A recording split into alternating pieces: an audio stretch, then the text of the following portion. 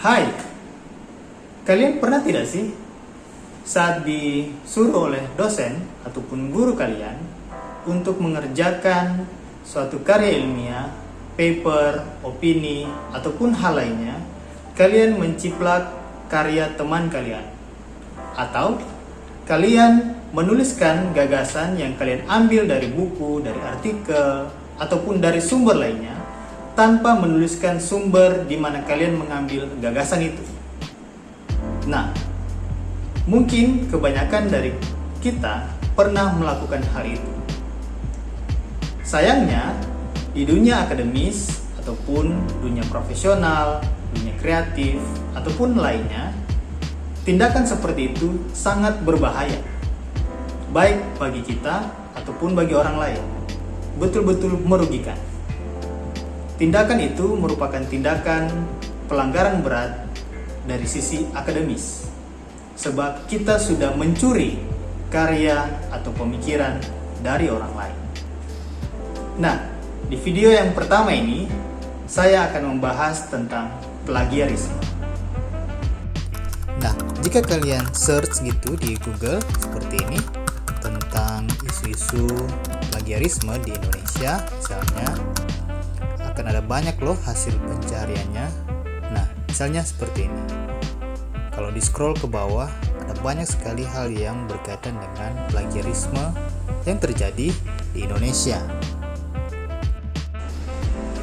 Ya, plagiarisme menjadi topik pertama di channel ini karena bagi saya, topik ini menjadi topik yang sangat penting dan mendasar. Dalam konteks perguruan tinggi, misalnya, tindakan plagiarisme atau tindakan plagiat itu bisa dikenakan sanksi akademis, mulai sanksi ringan, sedang hingga berat. Misalnya, ketika dia diminta oleh dosen mengerjakan tugas seperti paper ataupun karya ilmiah yang lain, lalu dalam pekerjaannya itu ditemukan bahwa dia melakukan tindakan plagiat, maka si dosen bisa memanggil mahasiswa itu dan memberikan nilai E secara langsung karena sudah melanggar kode etik mahasiswa atau kode etik dunia perguruan tinggi. Contoh lain, misalnya ketika dia sedang mengerjakan skripsi, dalam proses pengerjaan skripsinya itu dia melakukan tindakan plagiat, lalu ditemukan oleh dosen misalnya ketika sedang ujian skripsi, maka mahasiswa tersebut bisa langsung tidak diluluskan dalam ujian skripsi. Atau sanksi-sanksi lainnya sesuai dengan tindakan plagiat yang bagaimana yang ia lakukan. Di Indonesia ataupun di negara lain, tindakan plagiat ini, plagiarisme, itu juga bisa mendapatkan konsekuensi hukuman secara pidana. Ya, paling kurang ada 2 peraturan ini yang berlaku di Indonesia terkait plagiarisme. Peraturan ini tidak hanya berlaku bagi mahasiswa loh, tapi juga bagi dosen. Nah, itulah mengapa tindakan plagiarisme atau plagiat ini perlu dihindari oleh kita semua. Kompas.com pernah memuat satu artikel dari Riana Sahrani tentang plagiarisme. Artikel tersebut menunjukkan indikasi terjadinya praktik plagiarisme cenderung meningkat. Ya memang sih, indikasi itu didasari pada survei yang sampelnya tidak merata di seluruh kampus Indonesia. Tapi kalau kita cari, banyak kok berita terkait plagiarisme di perguruan tinggi yang bisa kita temukan. Ada beberapa hal yang dikategorikan sebagai tindakan plagiat. Felicia Utrodewa dan kawan-kawan dalam buku Bahasa Indonesia, sebuah pengantar penulisan ilmiah, diterbitkan oleh Lembaga Penerbit FEUI di Jakarta tahun 2007, menyebutkan ada beberapa hal yang dikategorikan sebagai tindakan plagiarisme. Yang pertama, mengakui tulisan orang lain sebagai tulisan sendiri. mengakui gagasan orang lain sebagai pemikiran sendiri.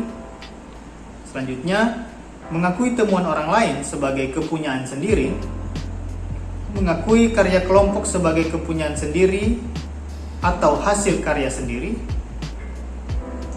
Selanjutnya, menyajikan tulisan yang sama dalam kesempatan yang berbeda tanpa menyebutkan asal-usulnya. Meringkas dan memparafrasekan atau mengutip secara tidak langsung tanpa menyebutkan sumbernya. Dan yang terakhir, meringkas dan memparafrasekan dengan menyebut sumbernya, tetapi rangkaian kalimat dan pilihan katanya masih terlalu sama dengan sumber aslinya. Itu adalah hal-hal yang bisa dikategorikan sebagai tindakan plagiat atau plagiarisme. Nah, selain itu, ada juga loh tindakan plagiat yang dilakukan oleh diri sendiri terhadap tulisannya sendiri, yaitu disebut dengan self-plagiarism. Apa itu self-plagiarism? Di Indonesia, hal itu disebut dengan auto-plagiarisme. Nah, saya mengutip dari turnitin.com, sebuah platform atau program yang dapat mendeteksi atau membaca tindakan plagiat yang dilakukan oleh penulis dalam sebuah tulisan. Di situ dijelaskan bahwa self-plagiarism adalah bentuk tindakan plagiat yang dilakukan oleh penulis terhadap karyanya sendiri dengan cara mempublikasikan ulang karyanya tanpa menyebut sumber aslinya. Nah, biasanya orang bertanya, kok bisa itu disebut plagiat?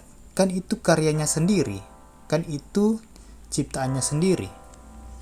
Nah, kenapa itu bisa disebut atau dikategorikan sebagai tindakan plagiat? Karena di dalamnya ada unsur ketidakjujuran. Ya, meskipun itu adalah tulisan atau karyanya sendiri, tetap saja tindakan mengutip sepenuhnya atau sebagian karya sendiri tanpa menyebut sumber itu adalah tindakan plagiarisme. Contohnya seperti ini. Ada dua tulisan lama dan tulisan yang akan dipublikasikan. Penulisnya adalah orang yang sama. Tulisan yang lama berjudul Rencana Masa Depan, sedangkan tulisan yang baru berjudul Sekolah Impian. Tulisan yang lama ini adalah karya orisinal dan sudah dipublikasikan oleh orang yang sama. Dalam hal ini saya menyebut KKT sebagai penulisnya. Dia menjadi tindakan plagiarisme atau tindakan auto-plagiarisme ketika penulisnya mengambil sebagian besar atau kecil dari tulisannya yang lama kemudian disalin ke tulisannya yang baru tanpa menyebut sumber. Meskipun itu adalah karya aslinya yang sudah dipublikasikan, tetap saja itu melanggar aturan. Karena tulisan yang lama itu sudah dipublikasikan dan tentu saja memiliki hak cipta. Baik tulisannya itu dalam bentuk buku ataupun dalam bentuk jurnal. Semuanya dilindungi oleh undang-undang. Nah, tindakan apapun yang terindikasi plagiat, entah terhadap karya orang lain atau karya diri sendiri, tetap saja itu tidak dibenarkan.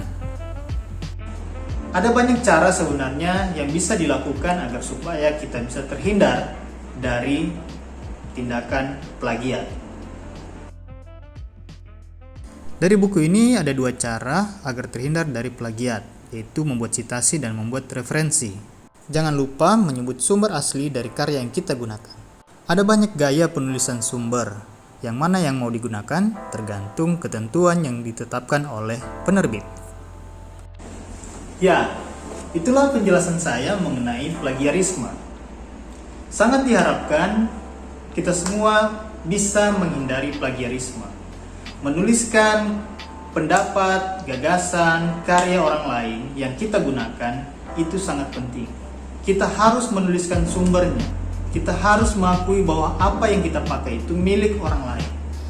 Dan jangan malu juga untuk menuliskan opini kita sendiri sesuai dengan apa yang kita amati, kita pikirkan, kita teliti.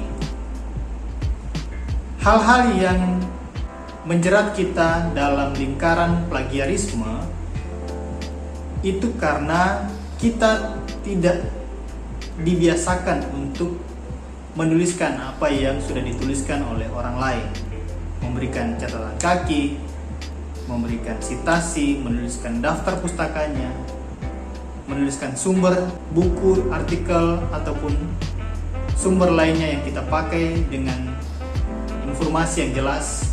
Semuanya itu sangat perlu dilakukan agar supaya kita bisa terhindar dari plagiarisme dan bisa menjunjung tinggi nilai-nilai kejujuran di dunia akademik.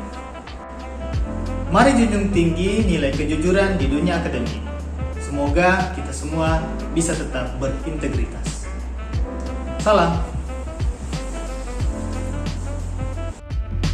Guys, like video ini jika kalian suka, share jika bermanfaat, komen, dan jangan lupa subscribe ya. Thank you.